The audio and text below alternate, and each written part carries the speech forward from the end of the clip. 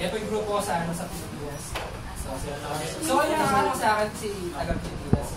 Kasi, pero okay lang yung iba. Ito po yung papakilala ko sa inyo. Isang product natin na sa Global, Omdus. Ito po yung product natin na panlaban po na cholesterol sa mga high blood o na stroke. Ito po, meron po tayong Styrocup. Styrocup po. Styrocup ang ginagamit natin.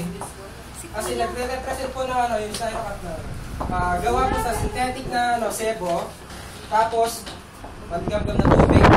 Kasi nga yung matigam-gam na tubig, pag nasa buhay may tao, di ba, sa dugo natin. Nagre-represent po ng dugo natin. Tapos, huwag po tayo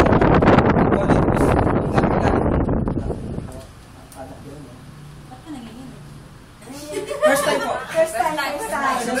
Pasmado na. Pasmado na. Don't worry po. Sa susunod, mapag-susunod tayo. Okay lang, naka-zoom in naman.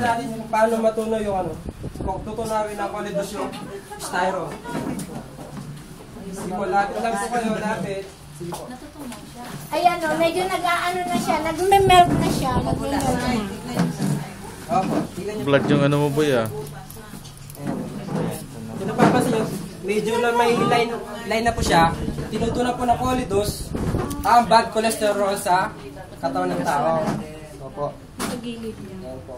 Yan lang po. Hintayin lang po yung mga Ayan na, nag-aano na siya. Ayan po. May dot na. May dot na po. Ayan! Mabutas na po siya. Palakpan po Ganyan po natin siya yung ano. magaling. Kolidus natin.